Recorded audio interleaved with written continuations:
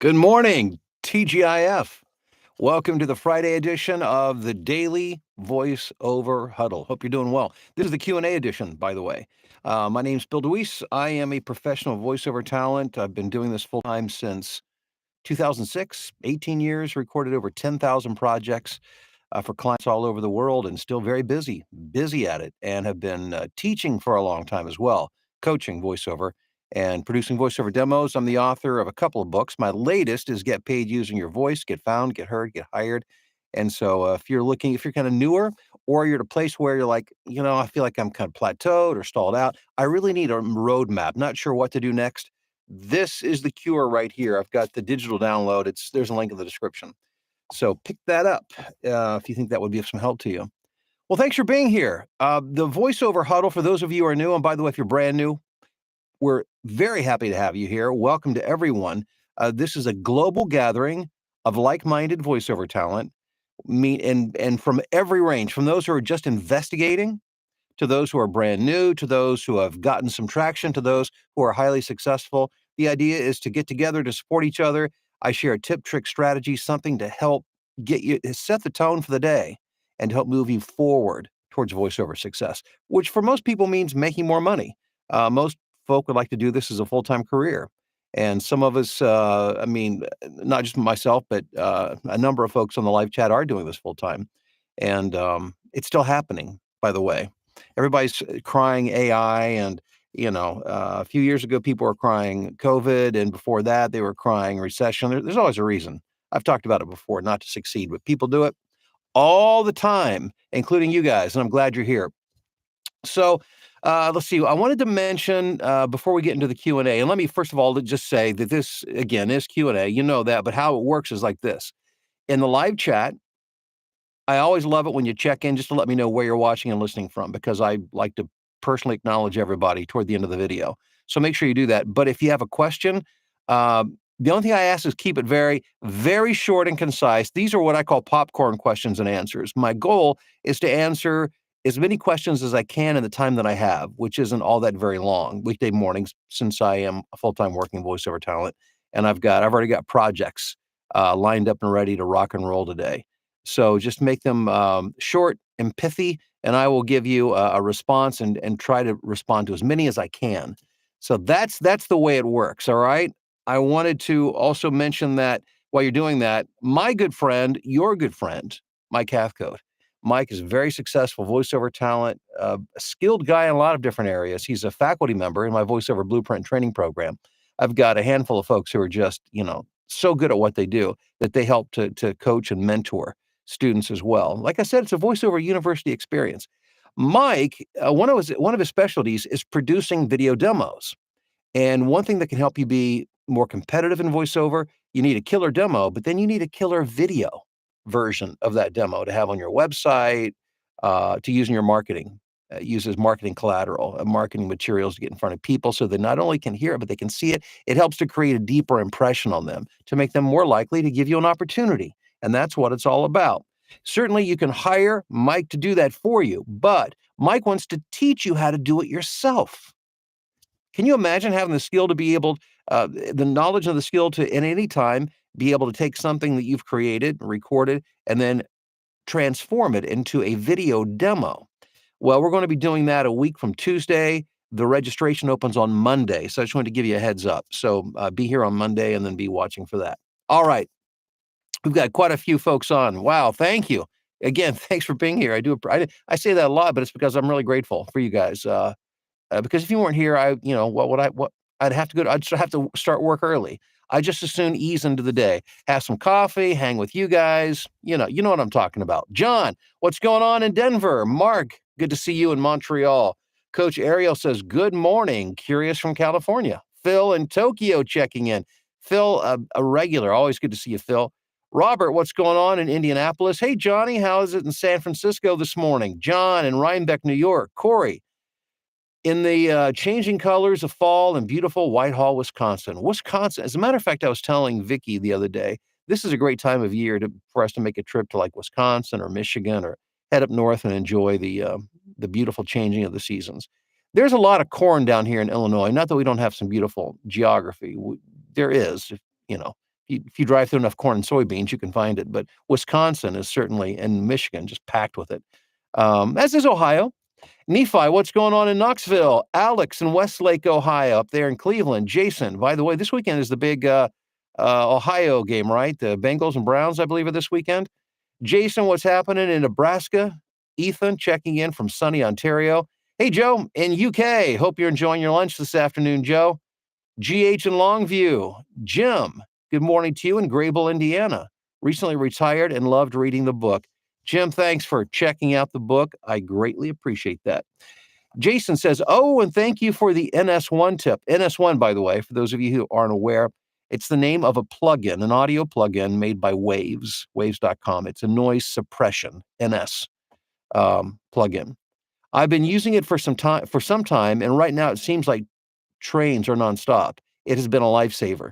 Jason, I refer to NS1 as the magic eraser of plugins. And there's been some new stuff developed by even Waves, an iZotope, but I have not found anything, in my opinion, that works as effectively and efficiently, as easily as NS1. It goes on sale just about every weekend at waves.com. And by the way, nobody's paying me to say this. That's just my honest opinion. Not that being paid would change my opinion, but you get where I'm coming from. Terry, what's going on? Good Friday morning to you in Falston, Maryland. Galen, always good to see you from Carrboro, North Carolina, previously of Cincinnati. Let's see here. Oops, the stream's moving on me. Let me back up here. Where am I? Ethan, Joe, GH, Jason. There we go. Now we're at David. Hey, David, good morning to you in Hamilton, Ontario. Aaron in Columbia, Missouri. We've got Johnny in Cambridge, UK. Our UK contingency continues to grow. Johnny, good to have you here. You're among other UK friends, and of course, we're all friends here. Scotty in Brookings, South Dakota. Theo says, we all made it to Friday. That's right, Theo. Theo, for those of you who are newer to the stream, Theo's he's my hype guy. Everybody needs a hype man. Theo's my hype man. Wishing all a happy weekend from the Wuthering Heights of a spooky Chicago skyscraper. I love it. Professor Tracy, how are you? Good morning in Rochester, Minnesota. I have a question. Here we go. Here's a voiceover question. How can a voice actor effectively convey emotion and tone in a script that lacks explicit emotional cues? Okay, here's the thing. First of all, let's back up, big picture, and talk about the role of emotion. If you want a script to land, if you want somebody to believe you, to be compelled to hire you in an audition, which is where it all begins for us as voice actors, right? You have to make them feel something. But the only way you can make somebody else feel something is you have to feel it first. You can never sound good enough to make somebody feel emotion. It goes way beyond that. You have to feel it. And so to do that, you have to understand what's going on in the script. Now, we all have to work with what we're given. And I don't know that most of scripts are explicit in that regard, but I think what you can do is visualize. You read the script, and as best you can, sometimes it will be easy, sometimes it might require more work, but you have to visualize what that scenario, it's all about context. You have to understand the context. What's the story? What's going on? Who's involved? Where's it happening? Who are you in the story? And then you have to ask yourself, how can I make this personal? So if this were the voice that you are, if this is you, for me, if it's Bill DeWeese within this script, how would I feel based on what's going on? That's the question you always have to ask yourself. How would I feel about this? And then you have to put yourself there and you have to feel it. And if you feel it while you read it, then that's what emotionally connects. And when I say emotional, I don't mean necessarily melodramatic. I mean, it might be, but it doesn't have to be. It's just, an acknowledgement that you understand what's going on. And so I think, most of us work at a disadvantage in that everybody's working from home these days. So we don't have the advantage of talking to a client and sitting down and going over it. We have a script. And so part of our job is just to take what we have, as little or as much as it may be, and then from there, use your imagination and creativity to write out your own scenario based on what you see. And then ask yourself, how do you fit? How can you make that personal? Sirius in Charlotte, Mandy in Chester Springs, Pennsylvania. Doug, what's going on? Rusty in the UP of Michigan. David in Des Moines. Max says, woke up to an awarded job on voices.com. Max, for you, the voiceover bell of success. That's a ring dinger. Way to go. File sent, and now it's time for Q&A Friday. Greetings from Las Vegas. Fantastic, Max. Let's see here. We've got Big Daddy Forever. Good morning from rainy northern Arizona. Rainy Arizona. You don't hear those two words put together very often, do you? I've never lived there, but that's been my impression. We've got Holland is in the house. Always good to have our European friends here. Coleman, Dan at Cumming, Georgia. Sandra in beautiful Old Town Worthington, OH. Phil, what's going on in Boston? Kathleen, good morning to you in Binghamton, New York. Joel, good morning from West Michigan. And by the way, thanks for all the likes, guys. It's like more than half of everybody on the stream right now has liked the video. You guys are amazing. Fantastic. Thank you for that. Remember, when you do it, what it's doing is it's telling YouTube to share this video with more people who are searching for good and helpful voiceover content. Matt says, hi, Bill. What is your advice when you need to yell a line? My biggest piece of advice to yell a line is to back up a little bit from the microphone. Otherwise, you may be pegging your meters. Plus, it gives a little space around it because usually when we communicate with somebody, if we're yelling, usually, now and maybe if you're with your significant other, maybe there's a dynamic there that you are like this when you're yelling. I hope not, but usually, there's distance between us. So for technical reasons and for to create more of a realistic environment, I back up. I don't have to do a lot of yelling in my work. If I did more character work, I probably would. But just back up from the microphone and you should be good. Jim says AI can do a lot, but it ain't got soul. Jim, that is the thing. AI can do some things. It's a good placeholder. It's interesting because I've been hearing people cry the whole AI thing for a while. And I've had this discussion with people who just think, oh, well, that's it. AI's taken over. My clients, I've not lost a client that I'm aware of due to AI. As a matter of fact, the way my clients use AI, and they do, some of them, what they do is they'll use it as a scratch vocal because they realize that voice will not connect emotionally with somebody else because computers don't understand context, they don't feel. Therefore, it's very difficult for a computer to transmit emotion. They can be louder, they can be softer, they might sound a little sadder, but in terms of connecting at an emotional level, the day AI can do that, that's the day I'll be nervous, but that hasn't happened as of yet. Anyhow, I digress. Coach Ariel, random semi-VO question. I love random questions. Can't wait to see what this is. I went into the studio the other day and recorded, and strangely, it was a set of beeps and noises, maybe audio interference to computer glitch. Well, it sounds like it's a problem with your audio interface. Sometimes that can be cured by rebooting your computer and everything's fine. My guess is that's probably what you did, and my guess is it probably worked okay. Sometimes if you're doing things like, for instance, if you've updated your operating system, regardless of whether it's Windows or a Mac, that can create some issues between an audio interface and your computer.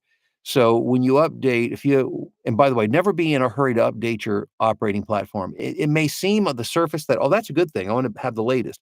But what it will do is it will make your computer less compatible with audio plugins and audio hardware. Sometimes the manufacturers don't, it takes them a while to catch up with the changes. So you may need to look at updating if your audio interface. And by the way, if you're Windows, you certainly will have to, make sure your driver is updated, software driver. Usually with Mac, not so much, but it's a couple things to be aware of. Happy Friday to you, Tanya in South Philadelphia. Hope you're doing well.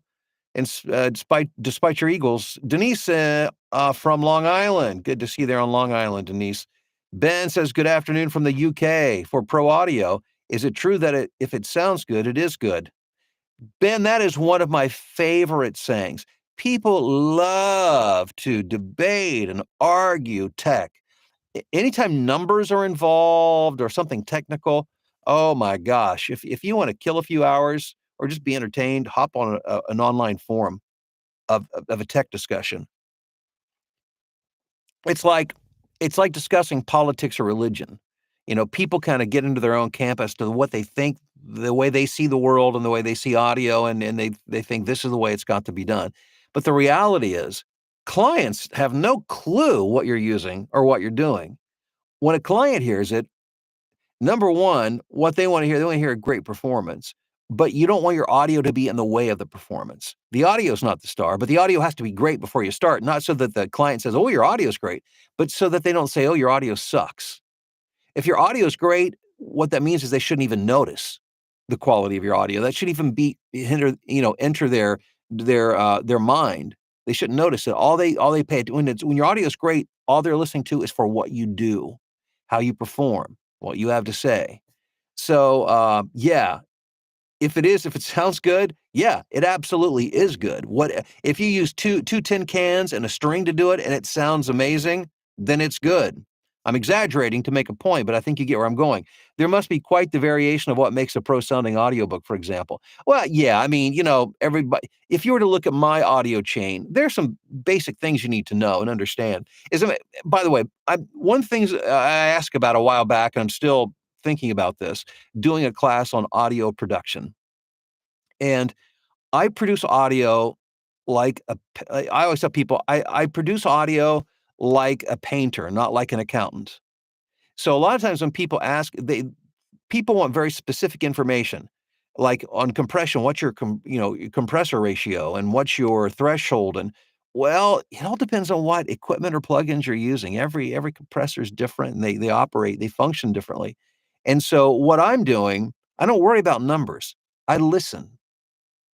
Even when I'm working with EQ, I'm always listening, and over time, you develop your ear to do that, and I've always been, and I think, I'm a play-by-ear musician, which helped, from a little kid, I would wear out my records learning how to play songs on guitar, and so, I was very tuned into that, but when I got into voiceover and then in production, of course, I was in broadcasting for a long time, I listen very closely, and it's like producing and recording is like it's like painting, you're working with different colors, except it's in audio, and, I'm going down a rabbit hole here, so I need to stop, but Ben, if it sounds good, your client doesn't know the difference. If it sounds good, it is good, absolutely. Wayne in Port Orchard, Washington, good morning. Jim says, "When you did ACX auditions, did you make sure to do the -60 noise floor?" Yeah, I've always been very, keenly aware of a -60 dB noise floor. So, the noise floor is the sound, it's the level of volume in your space when you're being quiet. And you think, "Wait a minute, if you're being quiet, there shouldn't be any noise." Well, the reality is there is no such thing as complete silence, unless you're in there's a handful of, like, these audio labs in the world that have been created for complete silence, which, by the way, will drive a human being mad if they stay in that kind of a space for very long. We're just accustomed to a certain level. There's a certain level of environmental sound, even when there's nothing going on. I know. -60 dB is the holy grail of that. So my studio is even lower, is even quieter than that. So, but you need to be at least -60. Yeah, that would be important. And by the way, a plugin like NS1 can help if you're, like, close. You're in the ballpark, but you can't quite get there. A noise reduction or noise suppression, software plugin can take care of the remainder of that for you. Any tips on keeping a calm voice when a live session, a lot of people are joining in? Oh my gosh, I have been there before. As a matter of fact, I have a first-time session with a client in Germany on Monday morning. And I used to be terrified earlier on in my career, I was terrified doing those sessions. I mean, I think it's a natural human response. Not so much now, but new clients, there's a little bit of anxiety. And so, I want to do my best. And so, sure, I'll be a little tenser. My blood pressure will probably be a little higher, all of those kind of things. I think the main thing to keep yourself calm is you got to breathe. That's where it starts. You've got to breathe and be aware that your body will be tensing up. And so just be conscious of that and just force yourself, from your neck and your shoulders and your chest, just relax. Breathe in and breathe out. And keep this in mind. Those clients hired you because they liked you. You don't have to win. Your audition is where you had to win them over. Once you're hired, you're in. They're on your team now. So now it's not a matter of, judging. Audition is all about judgment. I like it, I don't like it. But once you're in, once they say, "Oh, you're the guy, you're the gal," you're in. All right. So they're there just to help you. They're not there to judge you. And so just by knowing that, that can help bring things down a little bit in regards to tension and nerves. But again, I think physically and mentally, if you're just aware, and so you just kind of mentally, you force yourself, okay, I'm just going to relax the muscles. I'm going to breathe in, breathe out. And then, will it make you completely at ease? No, no. This is performance. This is what we, this is what we signed up for. But the more you do it, the more confidence you'll get doing it. John says, "Happy Friday from the Broadmoor Resort in Colorado Springs. I could get used to this. I bet you could. Couldn't we all? You've got a crackle in your floor today here." Well, Jim, thank you for the heads up on that. Jerry in Dallas, Detroit, what's going on? Jim. All right. Yeah. Thank you for the feedback on that. I'll have to check into that. Samantha, have a blessed day, everyone. Tuning in from Nashville. Sarah, good morning to you in Wisconsin. Mandy says, "I don't have Source Connect yet." Oops, what happened? This moved on me. The stream. I'm not keeping up quickly enough. Oh my gosh. Here we go. Okay, I don't have Source Connect yet. Is it dishonest to say I do and then just get it if I need it? No, it's not. That's exactly what I did. Um, because if somebody hires you, Source Connect is a software program that we use to talk with. I have a session this afternoon. I'm recording. I just got hired by a casino, MGM someplace, to do commercials. A new client, and it's going to be over Source Connect. It's just software. No, that's how I did it. I no need to buy it ahead of time. It's got a trial period, I think a full functional trial period of like a couple of weeks. So, you even use the trial period if you wanted for your first session. But then when I knew clients were going to be using me for it, I just bought it. But I waited until I was hired. That's how I did it. Okay, let's see here. Guys, you know what? Whew, so many. I gotta go. I've got projects that are waiting to be recorded, so I've got to go. I appreciate you being here, though. I appreciate your questions. I will say one more thing, and that is Theo is it my hype man is encouraging y'all to give it a thumbs up, which way more than half of you already have. I'd say we're almost at 2/3. Thank you for that. I appreciate it. It helps to spread the word, and that's what we're trying to do. Help people be successful in voiceover. Have a wonderful weekend. I will see you. Let me check my calendar. Make sure I'm going to be here Monday morning. Yeah, I have a I have a session with my a new German client that I mentioned on at 6 o'clock on Monday morning. They're 7 hours ahead, so that's when I have to do it. But I'll be off in time to do the live stream. I'll be nice and warmed up and ready to rock and roll. I'll be all coffeeed up by then. All right, guys, have a great weekend. We'll talk to you soon.